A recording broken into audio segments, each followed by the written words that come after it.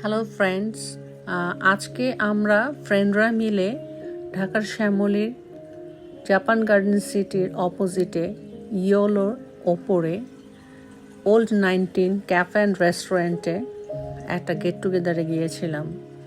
রেস্টুরেন্টটা ছোট হলেও বেশ সুন্দর গোছানো, অ্যাটমসফিয়ারটা বেশ ভালো ছিল এবং ওদের ওখানে দেখলাম প্রায় 50-60 জনের বসার অ্যারেঞ্জমেন্ট আছে। এছাড়া বাচ্চাদের জন্য ছোট একটা প্লে স্টেশনও আছে। এদের খাবারটাও বেশ ভালো। আমরা ছোট একটা সেট মেনু অর্ডার করেছিলাম।